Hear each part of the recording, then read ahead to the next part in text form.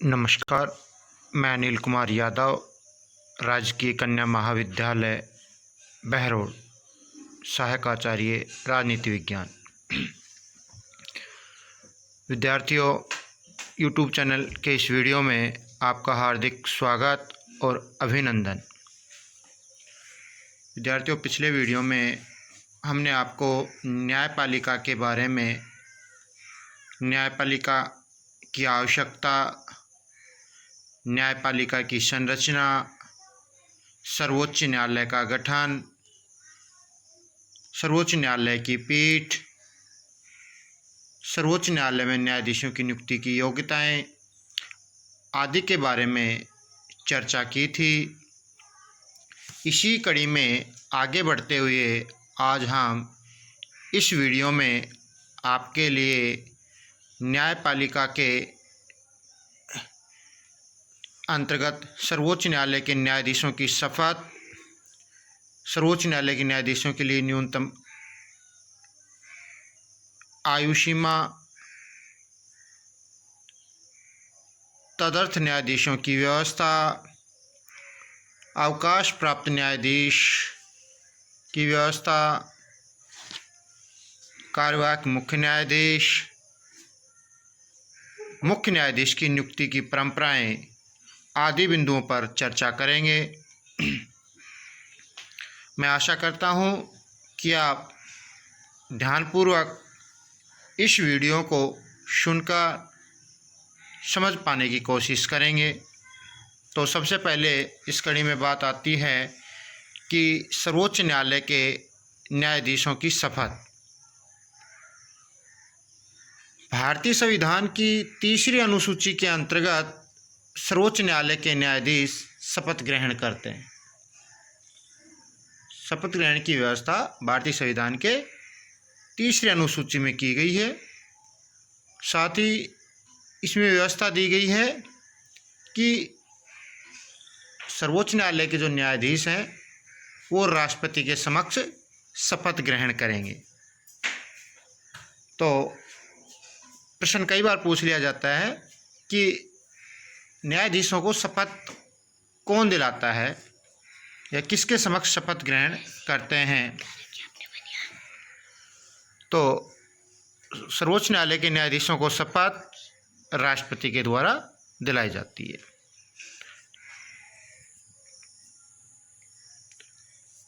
अब अगले बिंदु पर अपनाएं कि सर्वोच्च न्यायालय के न्यायाधीशों के लिए आयु सीमा क्या है, तो इस पर चर्चा करें अपन। सर्वोच्च न्यायालय के न्यायाधीशों की नियुक्ति की किसी न्यूनतम आयु का वर्णन नहीं है। 30 साल का व्यक्ति बन सकता है, कम से कम 35 चाहिए, कम से कम 40 साल उम्र चाहिए, इसकी व्यवस्था नहीं की गई है, परंतु उनकी सेवानिवृत्ति की आयु निश्चित की गई है। सर्वोच्च न्यायालय के न्यायाधीशों की सेवानिवृत्ति की आयु 65 वर्ष निश्चित है। 65 वर्ष की आयु तक ही कोई व्यक्ति सर्वोच्च न्यायालय में न्यायाधीश रह सकता है, उसके बाद वो सेवानिवृत्त हो जाता है। अर्थात यहाँ स्पष्ट करने की बात यह है कि कोई व्यक्ति सर्वोच्च न्यायालय का न्यायाधीश बनेगा, उसके लिए न्यूनतम आयु सीमा निर्धारित नहीं की गई, केवल और केवल उसकी सेवानिवृत्ति की आयु निर्धारित की गई है। इसी कड़ी में अगला बिंदु है अपन के पास तदर्थ न्यायाधीश। तदर्थ न्यायाधीश की व्यवस्था भारतीय संविधान के अनुच्छेद 127 में की गई है। तो यहाँ समझना होगा तदर्थ न्यायाधीशों की आवश्यकता क्यों पड़ती है, किस लिए पड़ती है। जब कभी सर्वोच्च न्यायालय में कोरम या गणपूर्ति का अभाव हो तो भारत का मुख्य न्यायाधीश सर्वोच्च न्यायालय के न्यायाधीशों को उच्च न्यायालय के न्यायाधीशों को जो सर्वोच्च न्यायालय में नियुक्ति की योग्यता रखते हैं, उनकी नियुक्ति राष्ट्रपति की पूर्व सहमति से कर सकेगा। और इन न्यायाधीशों को सर्वोच्च न्यायालय के न्यायाधीश की सभी उपलब्धियां प्राप्त होती है। तो यहाँ विद्यार्थियों समझना होगा कि तदर्थ न्यायाधीश कब नियुक्त किए जाते हैं? जब कभी सर्वोच्च न्यायालय में गणपूर्ति या कोरम का अभाव हो। तटस्थ न्यायाधीश किसके द्वारा नियुक्त किए जाते हैं? सर्वोच्च न्यायालय के मुख्य न्यायाधीश के द्वारा राष्ट्रपति की पूर्व सहमति से। अब बात आती है किन को नियुक्त किया जा सकता है तटस्थ न्यायाधीश? तो उच्च न्यायालयों के न्यायाधीशों को जो सर्वोच्च न्यायालय में न्यायाधीश नियुक्त होने की योग्यता रखते हैं। इस प्रकार स्पष्ट है कि तटस्थ न्यायाधीशों की नियुक्ति कोरम अभाव हो सर्वोच्च न्यायालय में, सर्वोच्च न्यायालय का मुख्य न्यायाधीश राष्ट्रपति की पूर्व अनुमति से, और उच्च न्यायालय के न्यायाधीशों को जो कि सर्वोच्च न्यायालय में न्यायाधीश नियुक्त होने की योग्यता रखते हैं। विद्यार्थियों, अगला बिंदु है अपने पास अवकाश प्राप्त न्यायाधीश, यानी सेवानिवृत्त जो न्यायाधीश है, क्या उनकी भी नियुक्ति वापस से की जा सकती है?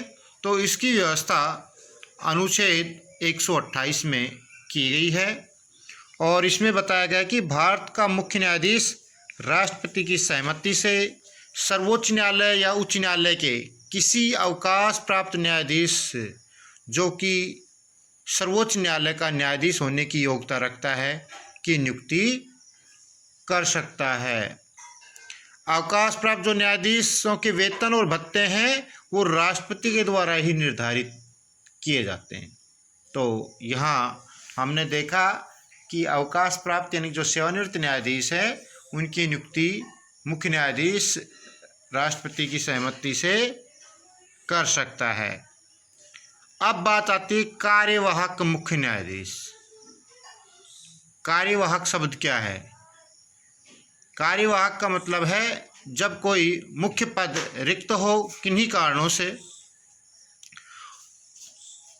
या अनुपस्थित हो, तो उसकी अनुपस्थिति के समय जो व्यक्ति कार्य करता है वो कार्यवाहक कहलाता है।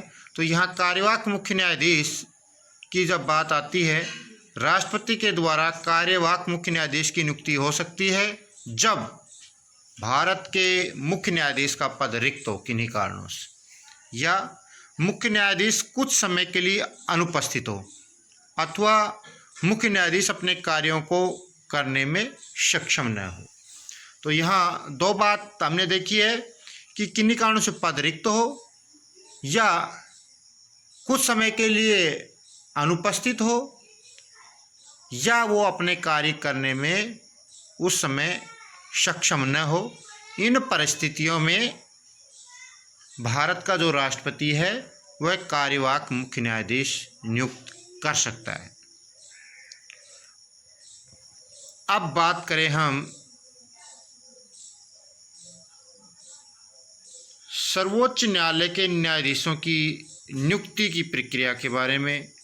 सर्वोच्च न्यायालय के न्यायाधीशों की नियुक्ति किस प्रकार से की जा सकती है? तो विद्यार्थियों, समय समय के साथ इसकी नियुक्ति प्रक्रिया में परिवर्तन किया गया, परंतु परंपरागत रूप से प्रारंभ में मुख्य न्यायाधीश की नियुक्ति के लिए राष्ट्रपति है वो सर्वोच्च न्यायालय एवं राज्यों के उच्च न्यायालय के ऐसे न्यायाधीशों से परामर्श करता है जिनसे वो आवश्यक समझे।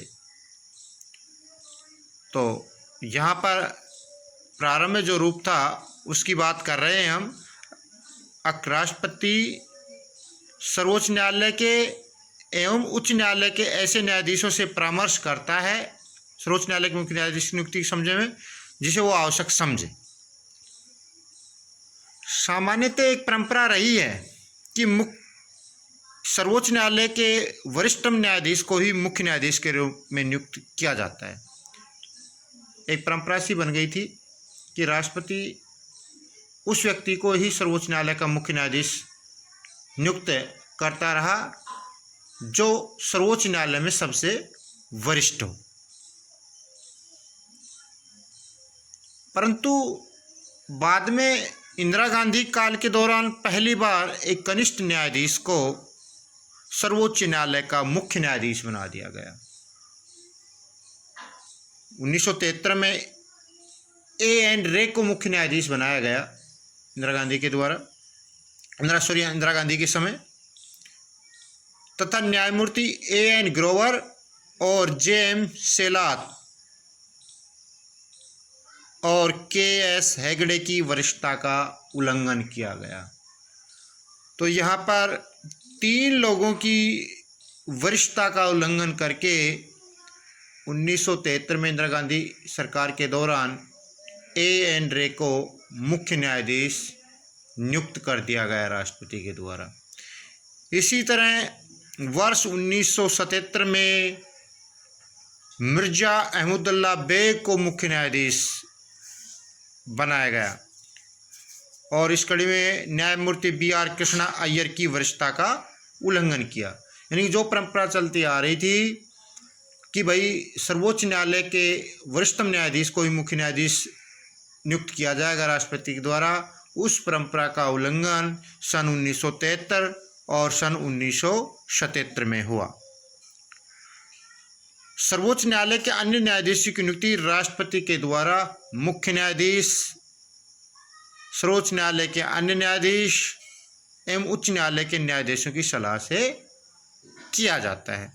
तो इस प्रकार हमने देखा कि मुख्य न्यायाधीश की नियुक्ति के मामले में प्रारंभ में जो परंपरा थी 1973 और 1977 में उसका उल्लंघन हुआ और समय समय पर इसमें परिवर्तन किया गया। वर्तमान में जो सर्वोच्च न्यायालय और उच्च न्यायालय के न्यायाधीशों की जो नियुक्ति की प्रक्रिया है वो कोलेजियम प्रणाली के द्वारा की जाती है। इस कोलेजियम प्रणाली के बारे में हम आपको नेक्स्ट वीडियो में चर्चा करेंगे। धन्यवाद।